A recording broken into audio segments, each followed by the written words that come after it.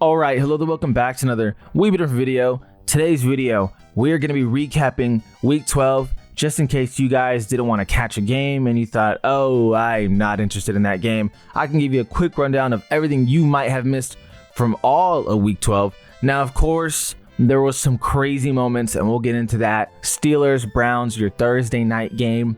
This game was a snow game, and I'm not going to lie. This was the most Steelers-like game to lose. The reason why I say that is because Steelers always play up to their opponents all the freaking time.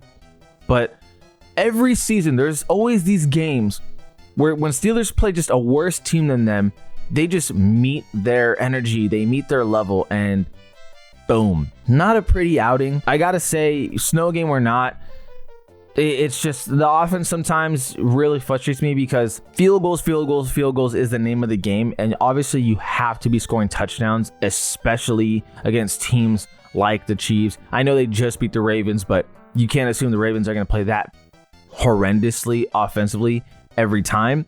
Now you can't say, oh, their defense is just that good. They can do that every time. In the playoffs, I don't think it's sustainable to be hitting field goals. Now, is it possible? Sure. You know, I don't want to say it's not impossible, but you got to have a better red zone percentage. Let's just keep it simple. It's just a must. You just have to do it. Everyone on that team will tell you that. Russell Wilson, 270 passing yards, 1 passing touchdown. Again, the red zone woes continue for the Steelers. Browns, though, good division win once again. They just seem to be beating their division opponents. Titans and Texans, you know, if the Texans want to be a serious team, they got to get out of this funk. And I mean, seriously, you lose to the Jets, you lose to the Titans, you have a massive blunder against the Lions, you barely beat the Colts.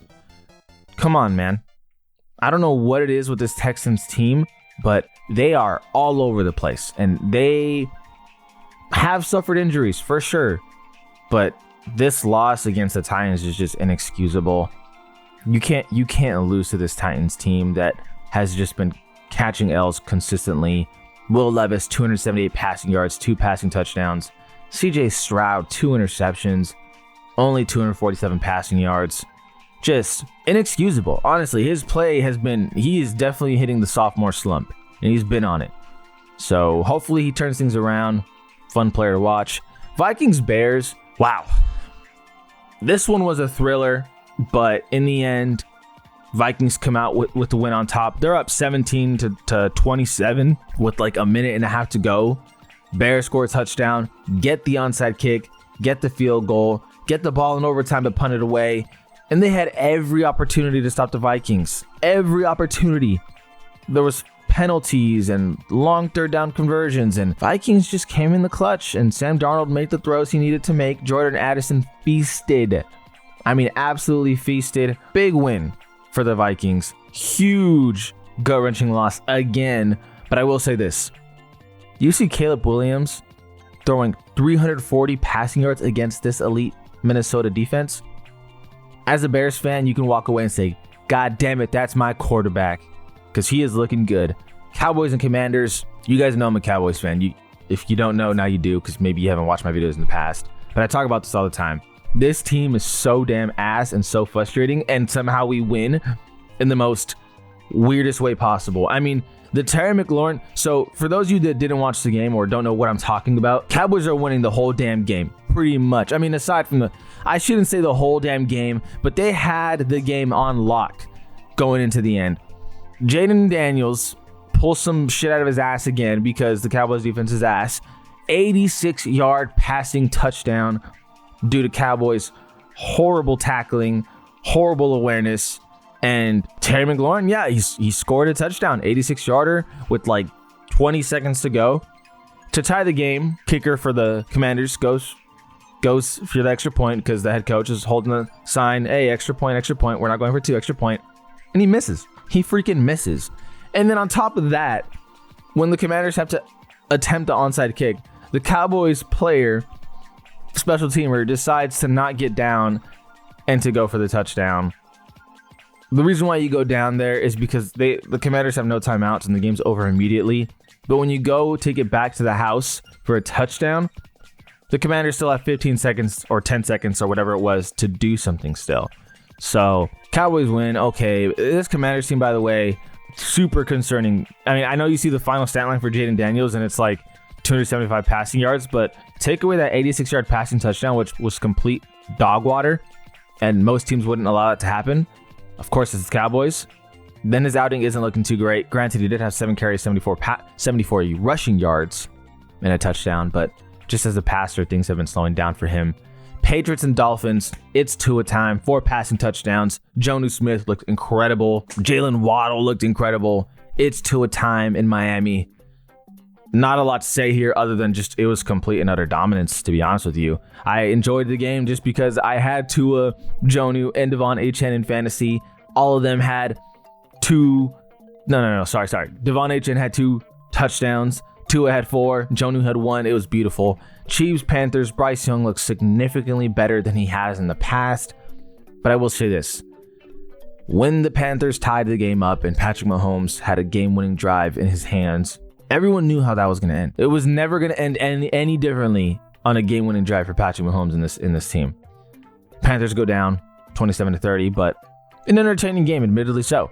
Buccaneers, Giants, I mean, what the freak did anyone expect? Tommy DeVito takes over. Doesn't look great. Baker Mayfield playing as well as he's been this season. Looked really good. Really bad. Malik Neighbors frustrated after the loss. Yeah, not a lot to say about this one. Lions and Colts. You know, the Colts, Anthony Richardson, he has these flashes of just superstardom. And then he just blunders play after play after play, and then he has this flash of like, whoa, this guy can be something. Very much all over the place. And his biggest issue is consistency. That's just what he desperately needs, is consistency. But this Lions team is thriving right now. They are absolutely killing it. 10-1. Shout out to the Lions for really being dominant this season. Broncos and Raiders. You didn't miss much here. This was an expected win for the Broncos. You know, Broncos are, sneaking their way up the rankings. They're 7-5. I mean, granted, it's a weird 7-5 for them. The reason why I say it's a weird 7-5 because they don't feel like they're legitimate contenders at all. I've talked about this a lot. I will say this though. I need to add to this before we move on to the next game. Bo Nix has seemingly found his way. This offense has seemingly found their way. So I'm interested to see how the rest of it pans out for them. But again, I'm not taking them super seriously, even though they're 7-5. Next game, Seahawks and Cardinals. What more is there to say? Cardinals looked awful. The run defense of the Seahawks was on their ass. And even the Seahawks offense didn't look great either. Honestly, it was just a very bad outing from both offenses, all things considered. But the Seahawks take a big win to tie the Cardinals 6-5 in that division. Moving on to the next game. Oh no, Packers and Niners. Niners looked terrible. Only scored 10. Packers just destroyed them. Josh Jacobs, 3 rushing touchdowns. I mean, honestly, this was not a competitive game to the slightest bit. Brandon Allen had a broken finger on his non-throwing hand. Jeez. Huge loss for the Niners. Dropped to 5-6. But the division, like I said, the leaders are the Seahawks and the Cardinals at 6-5. So it's very doable for the 49ers to turn this around. Eagles and Rams. I just made a video about Saquon Barkley, but I will say this. Oh my God, Saquon Barkley is incredible. Eagles take this one 37-20. They look incredible as an offense, and of course Saquon has a lot to do with that. You talk about being 10 points down. All right, 10 points down. It says, this is the one OJ sent. The vision is coming. If it seems slow in coming, wait.